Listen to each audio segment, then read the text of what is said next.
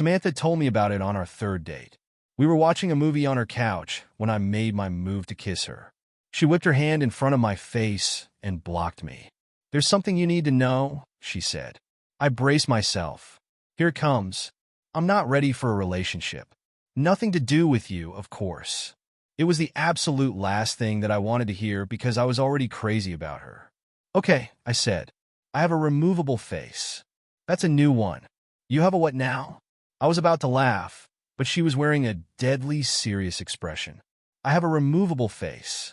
Is that like a metaphor or something? No, my face is literally removable. Look closely.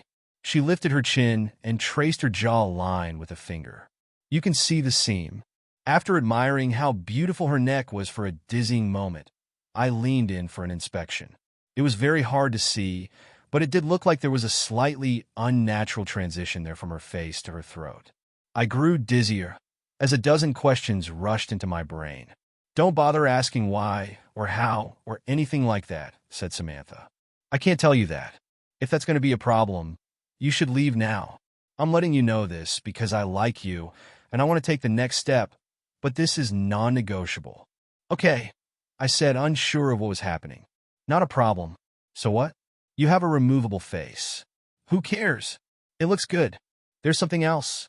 Once a day, usually in the evening, I have to remove the face and disinfect the inside of it. If I don't, it will rot. This takes about an hour, give or take, depending on how my day went. During this time, you must never ever look at my real face. Never. Do you understand?" "Why, yes." "Got it. Don't ask about it. Don't look at your real face." Samantha stood up. "Now, I'm going to go into the bathroom and clean my face. That will give you plenty of time to think about what I've told you. If you're here when I'm done, that's great. I would like that. But if you're gone, I'll understand." She turned and walked into her bedroom. I sat in stunned silence as I heard the bathroom door close. I gave the thing some serious thought. It was possible that it was a joke of some kind. It was possible that it was a delusion. Was it possible that it was true? Well, it was certainly possible to transform an actor's face with movie makeup. So I supposed it was possible that Samantha wore a removable face every day. Maybe she had had a horrible accident where her flesh had been mangled. Maybe her face had been melted by acid or burned by fire, or the skin shorn off by heavy machinery. If it had, I would never know because she would never tell me, and I would never see it. I pictured a face of raw, naked muscle, rotting away. Could I kiss her, if that was what I was kissing? But wasn't that what we all were, under the skin? Just muscle and bone and blood and squishy organs. I paced around the living room, running my hand through my hair. I liked Samantha a lot. She was smart and funny and beautiful. But was that beauty real? Did it count? Did it matter if it was real or not? Was I being superficial even worrying about it? When she came out of the bathroom, I was still there. I looked at her face. She smiled, and I was in love. Asterisk. We dated. We moved in together. We decided to get married. For the most part, it was a completely normal relationship, typical of two young people in love, building a life together. During the day, it was easy to forget about the face altogether. It looked natural enough, and only in certain positions and certain lights was there ever any indication that it wasn't natural. But every night was the same. Samantha would close herself in the bathroom, sometimes for an hour, sometimes for 2, and clean the inside of her face. The curiosity never left me. I would sit there and wonder what was under that face. I came so close to barging in on her a few times, but I never did. I did occasionally ask her about it. About what, if anything, had happened. About how it was possible to make the removable face look so real. About what it really looked like underneath. I tried to coax her into showing me, assuring her that I loved her no matter what, and didn't give a damn what her real face looked like. I was just curious, that's all. She never showed me or told me the story behind it. She didn't get upset at me, unless I was really badgering her. She'd just shrug and say, "You know you can't see it. You know I can't tell you about it." Asterisk. I never told anybody about Samantha's removable face. It's not that she asked me not to. I just didn't think it was anybody's business. Except once I did tell somebody. It was during my bachelor's party. We had rented several cabins in Big Sur, and spent the night drinking and packing our noses with powders that we shouldn't have been packing our noses with. Everyone else had passed out, and the sun was creeping up behind us as I stood on the majestic cliffs with my friend Chris, looking down on the Pacific waves crashing against the rocks. Chris was my best friend, as close to a brother as I'd known. We'd grown up together and visited each other at college often and spent the summers together. After college, we'd moved to different cities, but we stayed in close contact. Standing there on the cliffs, I told Chris about Samantha's removable face. At first, he thought I was joking. Then he had 1,000 questions, most of which I couldn't answer. What's underneath? I don't know, man. I don't know. Doesn't that drive you crazy, not knowing? I shrugged. Lots of stuff I don't know. Don't know how to do calculus, and I don't know what happens when we die. But dude, she's about to be your wife, and you don't even know what she looks like. I mean, I'd have to take a look. Like, you could set a camera up in the bathroom. That's where she does it, right? Set up a camera and have a look, and then you'll know. I sighed. Yeah, it drives me crazy. I've asked her 1,000,000 times, but she told me I could never look. Gotta respect that, man, even if I don't like it. That's love. Chris laughed. You telling me to respect a woman? Up is down now. Then we fell back into talking about old times as a new day dawned. Asterisk, Chris was in town for business last week and planned on spending the weekend at our house. The conversation at Big Sur had happened 4 years ago, and we hadn't spoken about Samantha's removable face since, despite keeping in close contact and seeing each other as often as two people transforming into adults in different parts of the country can. It happened on Saturday evening. We were lounging lazily in the backyard, deep into the beer, having just finished with some grilled steaks when I got a text from work. God damn it, I groaned.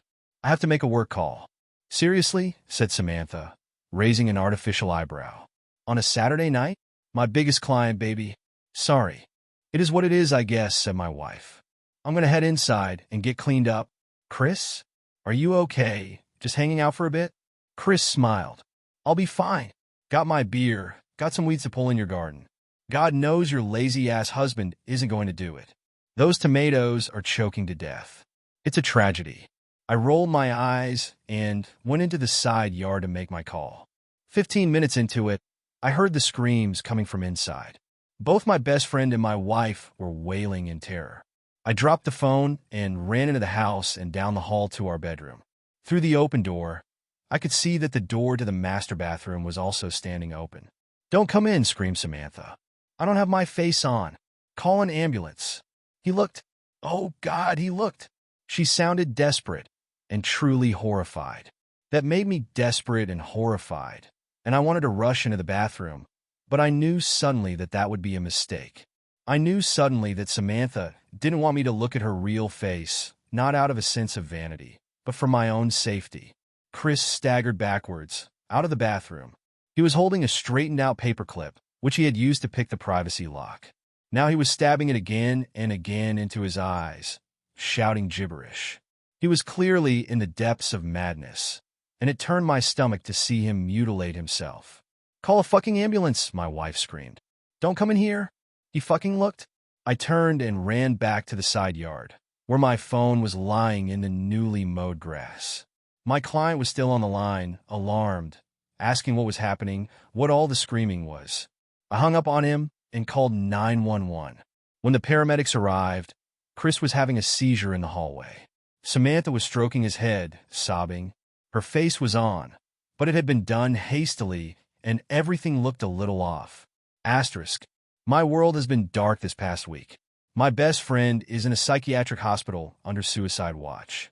He's completely blind and mostly catatonic, except when he slips into a violent, babbling mania. The doctors are optimistic that his state is temporary, but they don't know the truth about what caused it, because I told the paramedics that Chris had taken a large dose of psychedelic mushrooms and fallen into psychosis. I saw no good reason to tell the truth about what had happened. Who would believe that one look at my wife's real face would make somebody insane? At best, we would be the subjects of a long investigation. At worst, we would have to prove that what we were saying was true by showing somebody Samantha's face. Then the same thing would happen again. And what after that? I had no idea and no interest in finding out. For Samantha's part, I knew that she would never consent to show anybody her real face, no matter what the consequences of refusal were. I did get a follow-up call from the police, asking me to confirm my story. The hospital found no traces of psilocybin in Chris' blood, though that's not unheard of, since it has a short half-life. If they end up testing his hair, I will likely be in a lot of trouble. But that's truly the least of my concerns. Samantha is in a state of her own. She still cleans the inside of her face, though not as regularly. And when she puts it back on, it's always crooked now. It is beginning to smell a little bit. I've tried to assure her that it wasn't her fault. He knew, I said. I told him that nobody was ever allowed to look at it. He knew, and then he broke into the bathroom. This is not on you, baby. Please, talk to me. Not on me? That one look at my fucking face makes people insane? Please, I just need some time alone. As for me, I'm doing my best to hold it together. Do you know what's strange, though? Despite what happened to Chris, I still find myself curious about what my wife's real face looks like. More curious than ever, really.